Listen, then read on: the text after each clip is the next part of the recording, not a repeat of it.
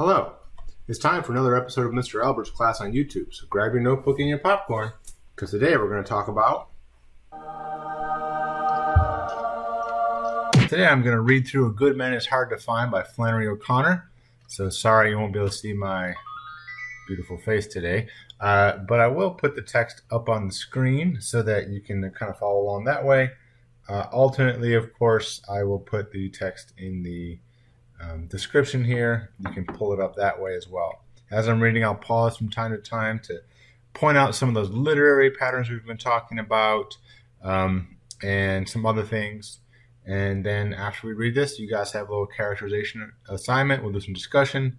A Good Man is Hard to Find by Flannery O'Connor. The grandmother didn't want to go to Florida. She wanted to visit some of her connections in East Tennessee, and she was seizing at every chance to change Bailey's mind. Bailey was the son she lived with, her only boy. He was sitting on the edge of his chair at the table, bent over the orange sports section of the journal. "Now look here, Bailey," she said. "See here, read this." She stood with one hand on her thin hip and the other rattling the newspaper at his bald head. "Here this fellow that calls himself the misfit is loose from the federal pen and headed toward Florida. And you read here what it says he did to these people? Just you read it.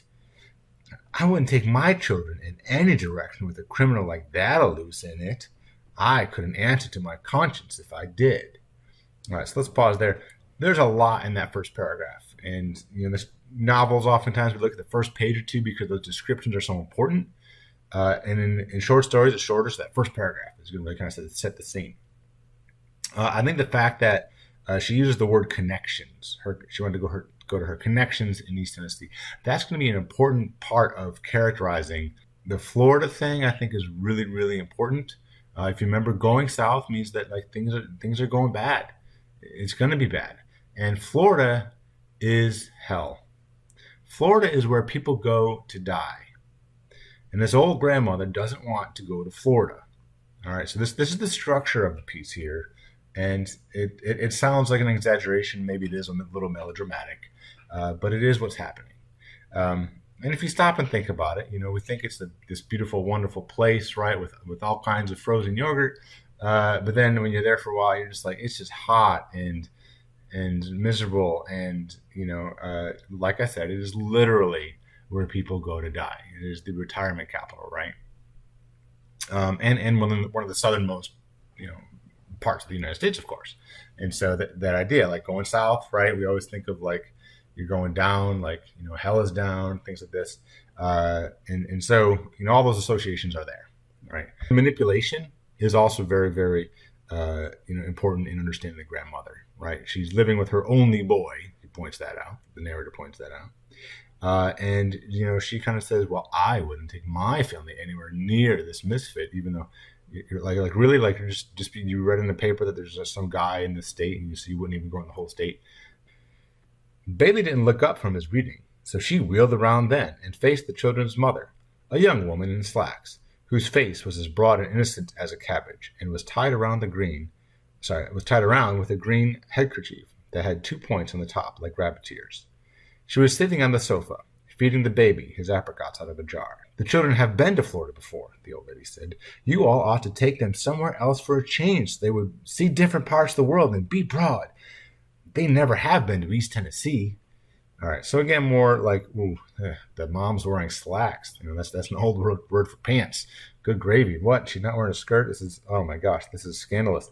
I'm being a little sarcastic there. But then, at the same time, the grandmother, her argument, like they've been to Florida. They should go to Tennessee so they can see more of the world and be more broad. Not to like put down Tennessee too much, but I don't think it would fit that description of like seeing more of the world and like world and broadening your horizons. Just, not really what we associate with it. Anyways, moving right along. The children's mother didn't seem to hear her. But the 8-year-old boy, John Wesley, a stocky child with glasses, said, "If you don't want to go to Florida, why don't you stay at home?" He and the little girl, June Starr, were reading the funny papers on the floor.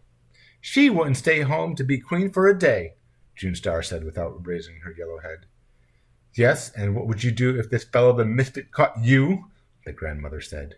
"I'd smack his face," John Wesley said. She wouldn't stay at home for $1,000,000, June Star said. Afraid she'd miss something? She has to go everywhere we go. All right, miss, the grandmother said. Just remember that the next time you want me to curl your hair. June Star said her hair was naturally curly. The next morning, the grandmother was the first one in the car, ready to go. She had her big black valise that looked like the head of a hippopotamus in one corner, and underneath it, she was hiding a basket with Pitty Sing, the cat, in it. She didn't intend for the cat to be left alone in the house for 3 days because he would miss her too much, and she was afraid he might brush against one of the gas burners and accidentally asphyxiate himself. Her son, Bailey, didn't like to arrive at a motel with a cat. All right, so more important characterization there. We meet the two little kids who apparently don't have a lot of respect for their grandmother. And the grandmother just like kind of comes right down to their level, and gets really petty with them. Then the grandmother, more of this sort of manipulation and passive aggressiveness as she gets into the car with her big old valise, and her cat comes with her because the cat would miss her too much. It really sounds like this grandmother is just desperate for acceptance, attention, right? Needs someone to miss her. And of course, she's very, very conscious of death. She's afraid of the misfit, and she's afraid of her cat asphyxiating, doesn't want to go to Florida. All very important. She sat in the middle of the back seat with John Wesley and June Star on either side of her. Bailey and the children's mother and the baby sat in front, and they left Atlanta at 8:45 with the mileage in the car at 55,890. The grandmother wrote this down because she thought it would be interesting to say how many miles they had been when they got back. It took them 20 minutes to reach the outskirts of the city. The old lady settled herself comfortably, removing her white cotton gloves and putting them up with her purse on the shelf in front of the back window. The children's mother still had on slacks and still had her hair tied up in a green kerchief, but the grandmother had on a navy blue straw sailor hat with a bunch of white violets on the brim, and a navy blue dress with a small white dot in the print. Her collars and cuffs were white organdy trimmed with lace, and at her neckline she had pinned a purple spray of cloth violets containing a sachet. In case of an accident, anyone seeing her dead on the highway would know at once that she was a lady. So again, notice the contrast in outfits here, right? The mother is with a much more contemporary outfit, especially for the time when this was written. Was it 1955? But the grandmother has on this dress and everything because you used to dress up when you traveled. You ever watch old movies and they're on a train or a plane and the guy's got a full suit on? That's how they used to roll back in the day, and that's how the grandmother's going to roll because she thought things were better back in the day. And that last line, if they got in an accident, people would know at once that she was a lady. They're not talking about sex there. They are talking about class. They would know what type of person, what class she had come from. That's going to be important too. She said she thought it was going to be a good day for driving, neither too hot nor too cold, and she cautioned Bailey that the speed limit was 55 miles an hour, and that the patrolmen hid themselves behind billboards and small clumps of trees and sped out after you before you had a chance to slow down. She pointed out interesting details of the scenery: Stone Mountain, the blue granite that in some places came up to both sides of the highway, the brilliant red clay banks slightly streaked with purple, and the various crops that made rows of green lace work on the ground. The trees were full of silver-white sunlight, and the meanest of them sparkled. The children were reading comic magazines, and their mother had gone back to sleep. Let's go through Georgia fast so we don't have to look at it much, John Wesley said. If I were a little boy, said the grandmother, I wouldn't talk about my native state that way. Tennessee has the mountains, and Georgia has the hills. Tennessee is just a hillbilly dumping ground, John Wesley said, and Georgia is a lousy state too. You said it, June Star said. In my time, said the grandmother. Notice that phrase, in my time. Folding her thin-veined arms, children were more respectful of their native states and their parents and everything else. People did right then. Oh, look at the cute little pickaninny. Interesting contrast there. Now, if you don't have a footnote on your version, pickaninny was a sort of derogatory or condescending word for a black child. And so that contrast, right? Things were better back then, And then right away in the next sentence, she uses like a racist term that has also fallen out of like just vernacular and use altogether. I think kind of lets you know or previews what this story is really going to be about. She said and pointed to a Negro child standing in the door of a shack. Wouldn't that make a picture now? She asked, and they all turned and looked at the little Negro out of the back window. He waved. He didn't have any breeches on, June Star said. He probably didn't have any, the grandmother explained. Little N-words in the country don't have things like we do. If I could paint, I'd paint that picture, she said. Okay, so this picture of a small black child in poverty, she wants to paint and immortalize. She wants to preserve that past that she believes is pastoral. It's important. The children exchanged comic books. The grandmother offered to hold the baby, and the children's mother passed him over the front seat to her. She set him on her knee and bounced him and told him about the things that they were passing. She rolled her eyes and screwed up her mouth and struck her leathery, thin face out into the smooth, bland one. Occasionally, he gave her a faraway smile. This is the baby. They passed a large cotton field with 5 or 6 graves fenced in the middle of it, like a small island. Look at the graveyard, grandmother said, pointing it out. That was the old family burying ground. That belonged to the plantation.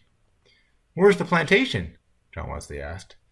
Gone with the wind, said the grandmother. And then again, all right, so this symbol of the old South, the plantation, that allusion to Gone with the Wind that the grandmother spits out there.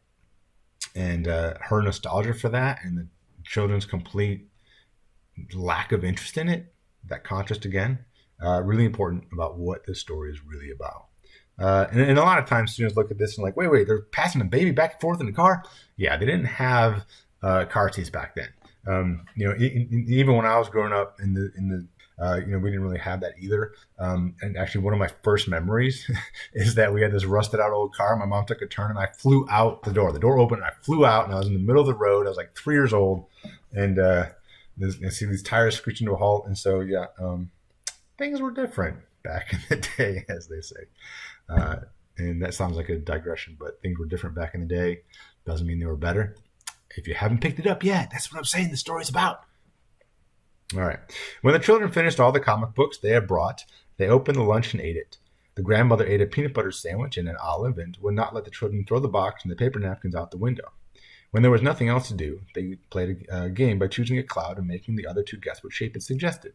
John Wesley took one the shape of a cow, and June Star guessed a cow. And John Wesley said, no, an automobile. And June Star said he didn't play fair. And they began to slap each other over the grandmother. Oh, I forgot to mention the grandmother's in the middle of the back seat. So where her position in that family is, right? The grandmother said she would tell them a story if they would keep quiet. When she told the story, she rolled her eyes and waved her head and was very dramatic. She said once when she was a maiden lady, she had been courted by Mr. Edgar Atkins Teagarden from Jasper, Georgia. She said he was a very good-looking man and a gentleman, and that he brought her a watermelon every Saturday afternoon with his initials cut in it E-A-T. Well, one Saturday, she said, Mr. Teagarden brought the watermelon, and there was nobody at home, and he left it on the front porch and returned in his buggy to Jasper. But she never got the watermelon, she said, because an N-word boy ate it when he saw the initials E-A-T. The story tickled John Wesley's funny bone, and he giggled and giggled, but June Star didn't think it was any good. She said she wouldn't marry a man that just brought her a watermelon on Saturday. The grandmother said she would have done well to marry Mr. Teagarden because he was a gentleman and had bought Coca-Cola stock when it first came out, and that he had died only a few years ago, a very wealthy man. And if you didn't pick it up yet, that anecdote should have really solidified what's going on here. They stopped at the Tower for barbecued sandwiches. The Tower was a part stucco and part wood filling station and dance hall set in a clearing outside of Timothy. A fat man named Red Sammy Butts ran it, and there were signs stuck here and there on the building, and for miles up and down the highways saying, "Try Red Sammy's famous barbecue. None like famous Red Sammy's. Red Sam, the fat boy with a happy laugh. A veteran. Red Sammy's your man." Red Sammy was lying on the bare ground outside the tower, with his head under a truck, while a gray monkey about a foot high, chained to a small chinaberry tree, chattered nearby. The monkey sprang back into the tree and got on the highest limb as soon as he saw the children jump out of the car and run toward him. Inside the tower was a long dark room with a counter at one end and tables at the other, and dancing space in the middle. They all sat down at a board table next to the Nickelodeon, and Red Sam's wife, a tall burnt brown woman with hair and eyes lighter than her skin, came and took their order. The children's mother put a dime in the machine and played the Tennessee Waltz, and the grandmother said that the tune always made her want to dance. She asked Bailey if he would like to dance, but he only glared at her. He didn't have a naturally sunny disposition like she did, and trips made him nervous. The grandmother's brown eyes were very bright. She swayed her head from side to side and pretended she was dancing in her chair. June Star said play something she could tap to. So the children's mother put on in another dime and played a fast number, and June Star stepped out onto the dance floor and did her tap routine. "Ain't she cute?" Red Sam's wife said, leaning over the counter. "Would you like to come be my little girl?" "No, I certainly wouldn't," June Star said. "I wouldn't live in a broken-down place like this for $1,000,000. And she ran back to the table. "Ain't she cute?" the woman repeated, stretching her mouth politely. "Aren't you ashamed?" hissed the grandmother. Red Sam came in and told his wife to quit lounging on the counter and hurry up with these people's order. His khaki trousers reached just to his hip bones, and his stomach hung over them like a sack of meal swaying under his shirt. He came over and sat down at a table nearby and let out a combination sigh and yodel. "You can't win," he said. "You can't win." And he wiped his sweating red face off with a gray handkerchief. "These days you don't know who to trust," he said. "Ain't that the truth?" "People are certainly not nice like they used to be," said the grandmother. "Two fellers come in here last week," Red Sammy said, "driving a Chrysler. It was a beat-up car, but it was a good one. These boys looked all right to me. Said they worked at the mill, and, I let them fellers charge the gas they brought. Now, why did I do that?" "Because you're a good man," the grandmother said at once. "Yes'm, I suppose so," Red Sam said as if he were struck with this answer. His wife brought the orders, carrying the 5 plates all at once without a tray, 2 in each hand and 1 balanced on her arm. "It isn't a soul in the green world of gods that you can trust," he said. "And I don't count nobody out of that. Not nobody," she repeated, looking at Red Sammy. Sorry, I totally used the wrong accent there. "Did you read about that criminal, the misfit, that's escaped?" asked the grandmother. "I wouldn't be a bit surprised if he didn't attack the place right here," said the woman. "If he hears about it being here, I wouldn't be none surprised to see him. If he hears it's 2 cents in the cash register, I wouldn't be at all surprised if he—" "That'll do," Red Sam said. "Go bring these people their Coca-Colas." And the woman went off to get the rest of the order. "A good man is hard to find," Red Sammy said. "Everything is getting terrible. I remember the day you could go off and leave your screen door unlatched. Not no more." He and the grandmother discussed better times. The old lady said that, in her opinion, Europe was entirely to blame for the ways things were now. She said the way Europe acted, you would think we were made of money, and Red Sam said it was no use talking about it. She was exactly right. The children ran outside into the sunlight and looked at the monkey in the lacy chinaberry tree. He was busy catching fleas in himself and biting each one carefully between his teeth as if it were a delicacy. They drove off again into the hot afternoon. The grandmother took cat naps and woke up every 5 minutes with her own snoring. Outside of Toomsboro, she woke up and recalled an old plantation that she had visited in this neighborhood once when she was a young lady. She said the house had 6 white columns across the front, and that there was an avenue of oaks leading up to it, and 2 little wooden trellis arbors on either side in front where you sat down with your suitor after a stroll in the garden. She recalled exactly which road to turn off to get to it. She knew that Billy would not be willing to lose any time looking at an old house. But the more she talked about it, the more she wanted to see it once again and find out if the little twin arbors were still standing. "There was a secret panel in the house," she said craftily, not telling the truth, but wishing that she were. "And the story went that all the family's silver was hidden in it when Sherman came through, but it was never found."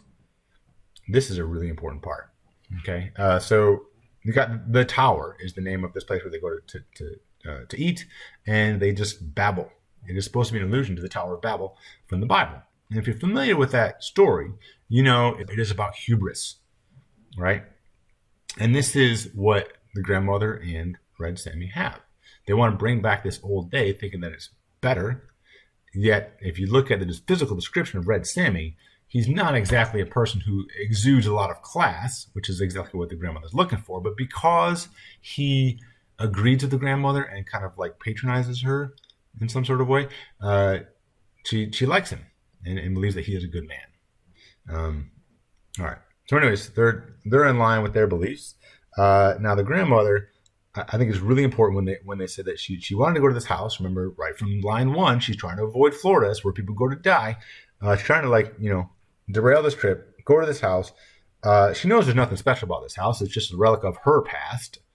But in order to get the children there, she says there was a secret panel, and she knew it wasn't true, but she wished that it were.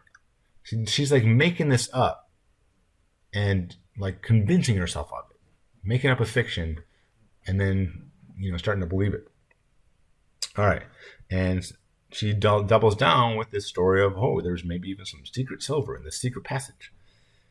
Hey, John Wesley said, let's go see it. We'll find it. We'll poke all the woodwork and find it. Who lives there? Where do you turn off? Hey, Pop, can we turn off there? We never have seen a house with a secret panel, June Star shrieked. Let's go to the house with the secret panel. Hey, Pop, can we go see the house with the secret panel? It's not far from here, I know, the grandmother said. It wouldn't take over 20 minutes. Bailey was looking straight ahead. His jaw was as rigid as a horseshoe. No, he said. The children began to yell and scream that they wanted to see the house with the secret panel. John Wesley kicked the back of the front seat, and June Star hung over her mother's shoulder and whined desperately into her ear that they never had any fun even on their vacation, that they could never do what they wanted to do. The baby began to scream, and John Wesley kicked the back of the seat so hard that his father could feel the blows in his kidney. All right, he shouted and drew the car to a stop at the side of the road. Will you all shut up? Will you all just shut up for 1 second? If you don't shut up, we won't go anywhere. It would be very educational for them, the grandmother murmured. All right, Billy said. But get this. This is the one only time we're going to stop for anything like this. This is the one and only time. The dirt road that you have to turn down is about a mile back, the grandmother directed. I marked it when we passed. A dirt road, Billy groaned. After they had turned around and were headed toward the dirt road, the grandmother recalled other points about the house. The beautiful glass over the front doorway and the candle lamp in the hall. John Wesley said that the secret panel was probably in the fireplace. Again, so now we have to question whether these things are true or these are more fictions that the grandmother is making up, but wishing were true and somehow making true in her head. You can't go inside this house, Billy said. You don't know who lives there. While you all talk to the people in front, I'll run around behind to get in a window, John Wesley suggested. We'll all stay in the car, his mother said. They turned onto the dirt road, and the car raced roughly along in a swirl of pink dust. The grandmother recalled the times when there were no paved roads, and 30 miles was a day's journey. The dirt road was hilly, and there were sudden washes in it, and sharp curves on dangerous embankments. All at once they would be on a hill, looking down over the blue tops of trees for miles around. Then the next minute they would be in a red depression, with the dust-coated trees looking down on them. This place had better turn up in a minute, Billy said, or I'm going to turn around. The road looked as if no one had traveled on it for months. It's not much farther, the grandmother said, and just as she said it, a horrible thought came to her. The thought was so embarrassing that she turned red in the face, and her eyes dilated, and her feet jumped, upsetting her valise in the corner. The instant the valise moved, the newspaper top she had over the basket under it rose with a snarl, and Pitty Sing, the cat, sprang onto Billy's shoulder. The children were thrown to the floor, and their mother, clutching the baby, was thrown out the door onto the ground. The old lady was thrown into the front seat.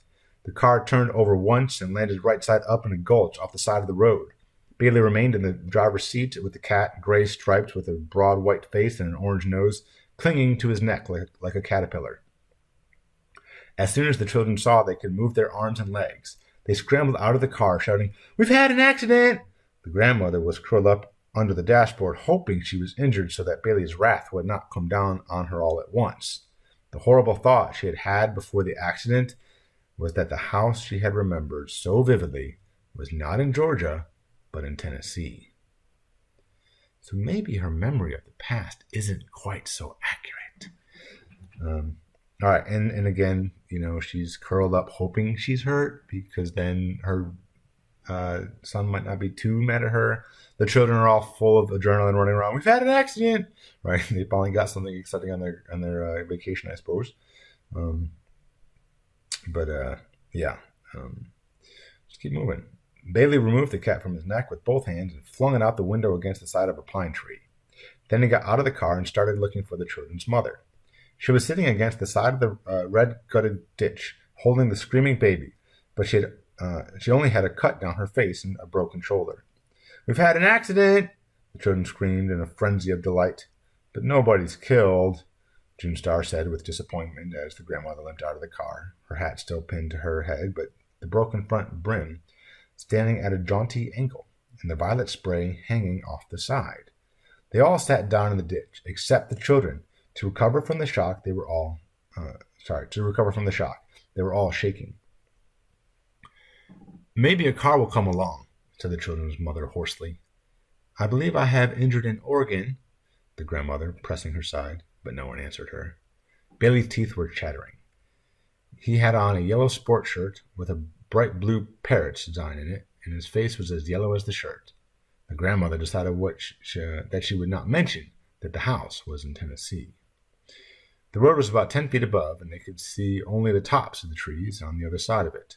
Behind the ditch they were sitting in, there was more woods, tall and dark and deep. In a few minutes they saw a car some distance away on top of a hill, coming slowly as if the occupants were watching them. The grandmother stood up and waved both her arms dramatically to attract their attention. The car continued to come on slowly, disappeared around a bend, and appeared again. Moving even slower, on top of the hill they had gone over. It was a big, black, battered, hearse-like automobile. More foreshadowing, maybe? There were 3 men in it. It came to a stop just over them, and for some minutes the driver looked down with a steady, expressionless gaze to where they were sitting, and didn't speak. Then he turned his head and muttered something to the other 2, and they got out. One was a fat boy in black trousers and a red sweatshirt with a silver stallion embossed on the front of it.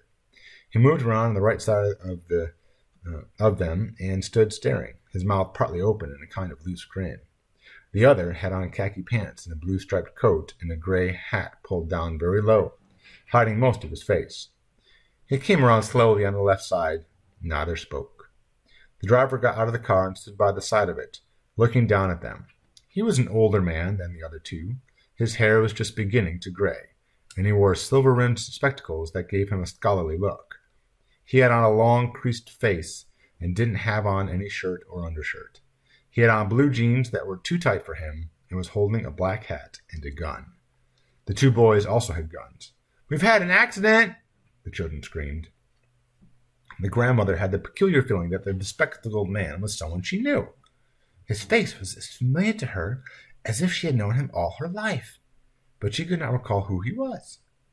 He moved away from the car and began to come down the embankment, placing his feet carefully so that he wouldn't slip. He had on tan and white shoes and no socks, and his ankles were red and thin. "Good afternoon," he said. "I see you all had a little spill." "We turned over twice," said the grandmother. "Onced," he corrected. "We seen it happen. Try that car and see it will run, Hiram," he said quietly to the boy with the gray hat. "What you got that gun for?" John Wesley asked. "What you can do with that gun?" "Lady," the man said to the children's mother, "would you mind calling them children to sit down by you? The children make me nervous. I want you all to sit down right together there where you're at." "What are you telling us what to do for?" June Star asked. Behind them the line of woods gaped like a dark open mouth. "Come here," said their mother. "Look here now," Billy said suddenly. "We're in a predicament. The grandmother shrieked. She scrambled to her feet and stood staring. "You're the misfit," she said. "I recognized you at once." "Yes'm," the man said, smiling slightly as if he were pleased in spite of himself to be known. "But it would have been better for all of you, lady, if you hadn't recognized me." Bailey turned his head sharply and said something to his mother that shocked even the children. The old lady began to cry, and the misfit reddened. "Lady," he said, "don't you get upset. Sometimes a man says things he don't mean. I don't reckon he meant to talk to you that way." "You wouldn't shoot a lady, would you?" the grandmother said, and removed a clean handkerchief from her cuff and began to slap at her eyes with it. Notice again, it's lady, not sex, but class. The misfit pointed the toe of his shoe into the ground and made a little hole, then covered it up again.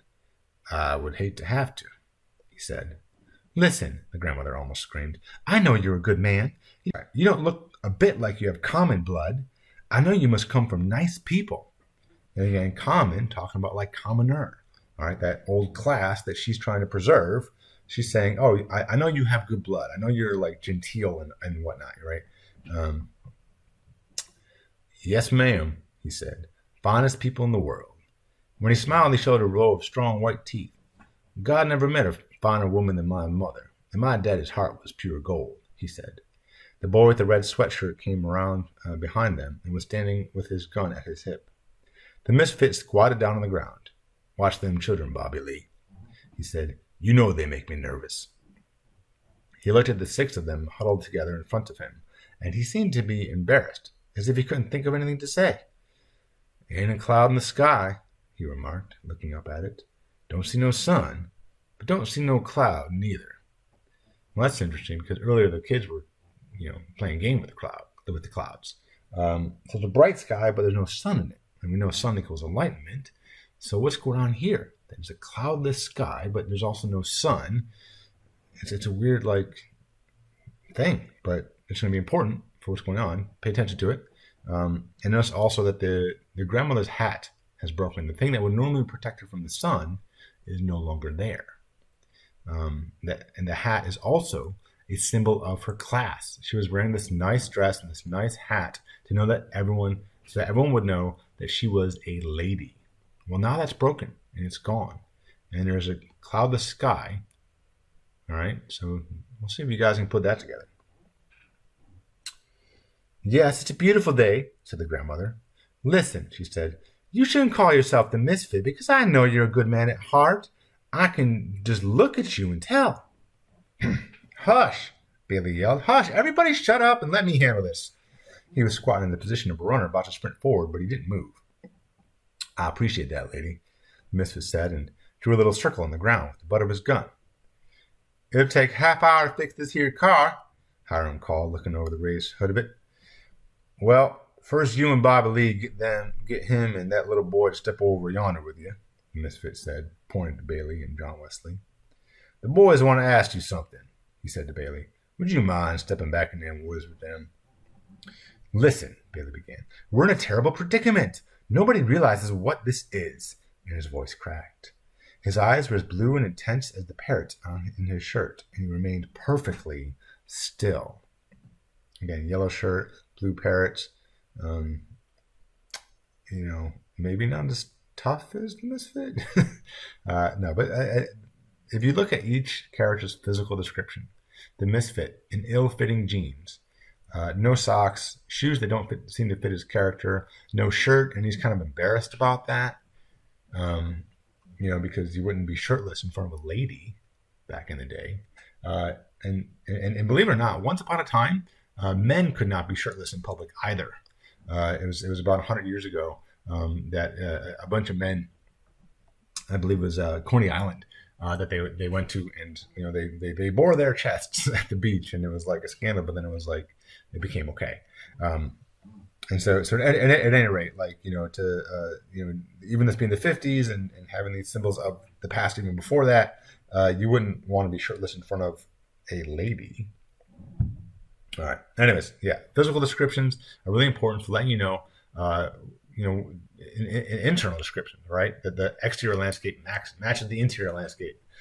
This is true of the misfit, of Bailey, of the mother, even a little bit, even though she's a much more minor character. And certainly true of the grandmother. All right, where was I? The grandmother reached out to adjust her hat brim as if she were going to the woods with him, but it came off in her hand. She stood staring at it, and after a second she let it fall on the ground. Hiram pulled Bailey up by the arm as if he were assisting an old man. John Wesley caught hold of his father's arm, and Bobby Lee followed. They went off toward the woods, and just as they reached the dark edge, Bailey turned and, supporting himself again against a gray, naked pine trunk, he shouted, "I'll be back in a minute, Mama. Wait on me." "Come back this instant," the mother shrilled, but they all disappeared into the woods.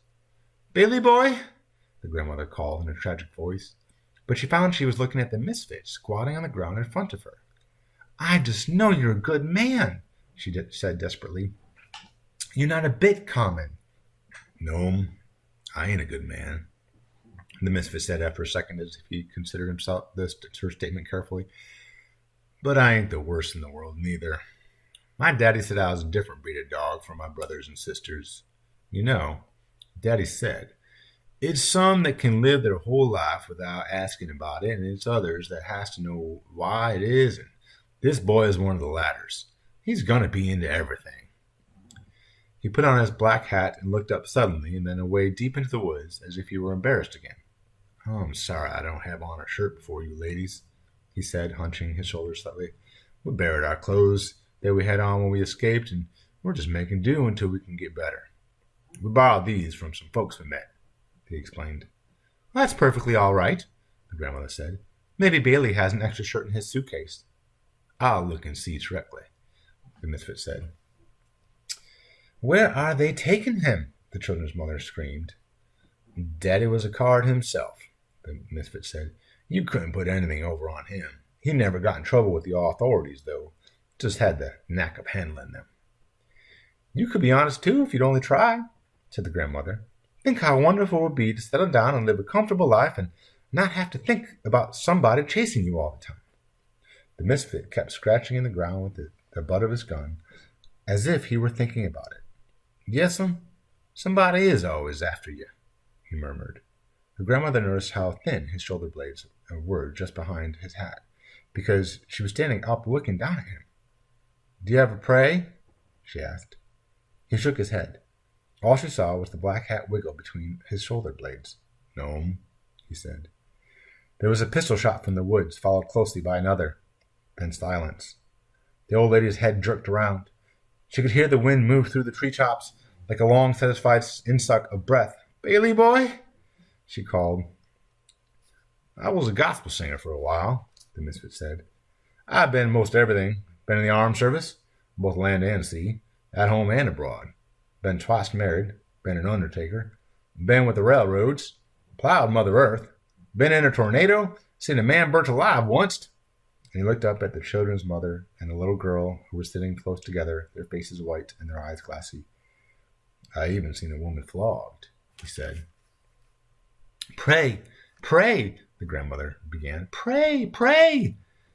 "I never was a bad boy that I remember of," the mistress said in an almost dreamy voice. "But somewhere along the line I done something wrong and got sent to the penitentiary. I was buried alive." And he looked up and held her attention to him by a steady stare. "That's when you should have started to pray," she said. "What did you do to get sent to the penitentiary that first time?" "Turn to the right, it was a wall," the misfit said, looking up again at the cloudless sky. "Turn to the left, it was a wall. Look up, it was a ceiling. Look down, it was a floor. I forget what I done, lady. I sat there trying to remember what it was I done, and I ain't recalled it to this day. Once in a while I would think it was coming to me, but it never come." "Maybe they put you in by mistake," the old lady said vaguely. "No," he said, "it wasn't no mistake. They had the papers on me." "You must have stolen something," she said. The misfit sneered slightly. "Nobody had nothing I wanted," he said. "It was a head doctor at the penitentiary said what I had done was kill my daddy, but I known that for a lie. My daddy died in 1919 of the epidemic flu, and I never had a thing to do with it. He was buried in the Mount Hopewell Baptist Churchyard, and you can go there and see for yourself."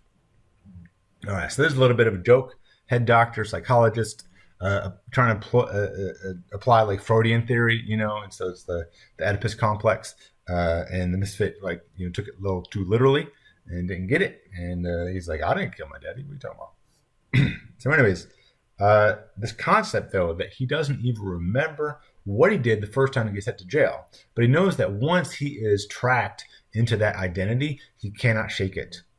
Right? Once someone starts chasing you, once you are a misfit in society, once you're in jail, whatever it is, you can't fix it. You're stuck. That is your identity, and this is what happens to him.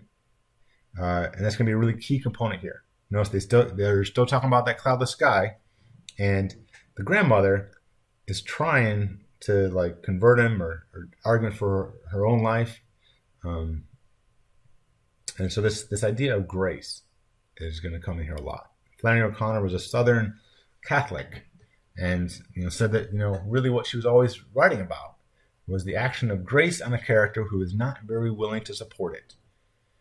Most people just saw the stories as gothic, brutal, violent, but she said really it's about this act of grace and characters who couldn't accept it. Anyways, almost there, guys.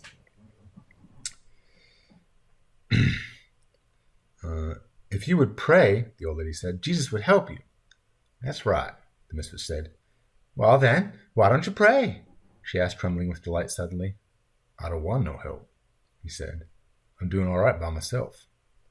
Bobby Lee and Hiram came ambling back from the woods. Bobby Lee was dragging a yellow shirt with bright blue parrots in it. Throw me that shirt, Bobby Lee, the misfit said. The shirt came flying at him and landed on his shoulder, and he put it on. Grandmother couldn't name what the shirt reminded her of. No, lady, the misfit said while he was buttoning up. I found out the crime don't matter. You can do one thing or you can do another. Kill a man or take a tire off his car, because sooner or later you're going to forget what it was you done and just be punished for it. The children's mother had begun to make heaving noises as if she couldn't get her breath. Lady, he asked, would you and that little girl like to step off yonder with Bobby Lee and Hiram and join your husband? Yes, thank you, the mother said faintly. Her left arm dangled helplessly. She was holding the baby, who had gone to sleep, in the other. Help that lady up, Hiram, the misfit said as she struggled to climb out of the ditch. And Bobby Lee, you hold on to that little girl's hand.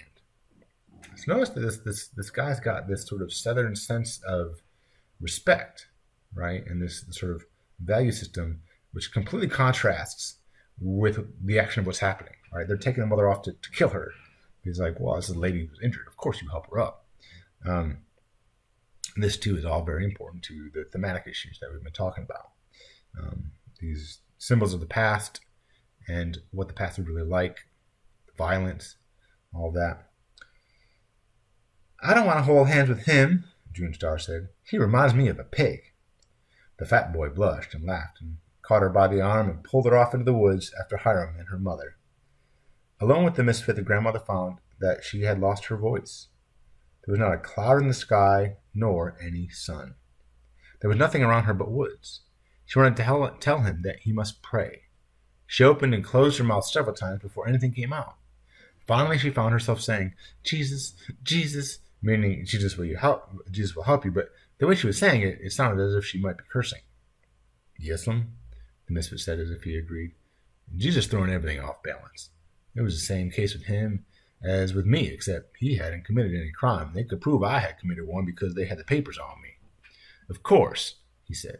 They never shown me my papers. That's why I signed myself now. I said long ago, you get you a signature and sign everything you do and keep a copy of it. Then you'll know what you've done, and you can hold up the crime to the punishment and see do they match. And in the end, you'll have something to prove you ain't been treated right. I call myself the misfit, he said, because I can't make what all I'd done wrong fit with all I'd gone through in punishment. There was a piercing scream from the woods, followed closely by a pistol report. Does it seem right to you, lady, that one is punished a heap and another ain't punished at all? Jesus, the old lady cried, you got good blood. I know you wouldn't shoot a lady. I know you come from nice people. Pray, Jesus, you ought not to shoot a lady. I'll give you all the money I've got. Lady, the misfit said, looking beyond her far into the woods, there never was a body that gave the undertaker a tip. There were two more pistol reports, and the grandmother raised her head like a parched old turkey hen crying for water and called, Bailey boy, as if her heart would break. Jesus was the only one that ever raised the dead, the misfit continued, and he shouldn't have done it. He thrown everything off balance. If he did what he said, there is nothing for you to do but throw away everything and follow him. And if you didn't, then it's nothing for you to do but enjoy the few minutes you got left the best way you can, by killing somebody or burning down his house or doing some other meanness to him. No pleasure but meanness, he said, and his voice had become almost a snarl. Maybe he didn't raise the dead, the old lady mumbled, not knowing what she was saying and feeling so dizzy that she sank down in the ditch with her legs twisted under her. I wasn't there, so I can't say he didn't, the misfit said. I wished I had been there, he said, hitting the ground with his fist. It ain't right. I wasn't there because if I had been there, I would have known. Listen, lady, he said in a high voice, if I had been there, I would have known, and I wouldn't be like I am now. His voice seemed about to crack, and the grandmother's head cleared for an instant. She saw the man's face twisted close to her own, as if he were going to cry, and she murmured, Why, you're one of my babies. You're one of my own children. She reached out and touched him on the shoulder. The misfit sprang back as if a snake had bitten him and shot her 3 times to the chest. Then he put down his gun on the ground and took off his glasses and began to clean them. Hiram and Bobby Lee returned from the woods and stood over the ditch, looking down at the grandmother, who half sat and half lay in a puddle of blood with her legs crossed under her, like a child's, and her face smiling up at the cloudless sky. Without his glasses, the misfit's eyes were red-rimmed and pale and defenseless-looking. Take her off and throw her where you've thrown the others, he said, picking up the cat with the rubbing that was rubbing himself against his leg. She was a talker, wasn't she? Bobby Lee said, sliding down the ditch with a yodel. She would have been a good woman, the misfit said, if it had been somebody there to shoot her every minute of her life. Some fun, Bobby Lee said. Shut up, Bobby Lee, the misfit said. It's no real pleasure in life. Okay, that was intense. And so there's a lot we need to talk about there. Sprang back as if a snake had bitten him. The 3 shots. The philosophy of the misfit. There's no real fun in life. It wasn't fun. And of course, she would have been a good woman if there had been someone there to shoot her every minute of her life. So it wasn't until her head is broken and there's this impending death that she finally reaches enlightenment. Of course, the question that I have here is, Flannery O'Connor's to all of her stories about grace extended to someone who can't support it. Well, which character she's talking about here? Is it the misfit or the grandmother? All right, so to unpack all that stuff, you'll have to come to class. This is getting way too long, and we need something to talk about later. As usual, if you made it this far, I appreciate you. Hope you got a little bit something out of this reading and kind of help to model how we think about these things to perceive theme and characterization as we move forward in this unit. Have a great day.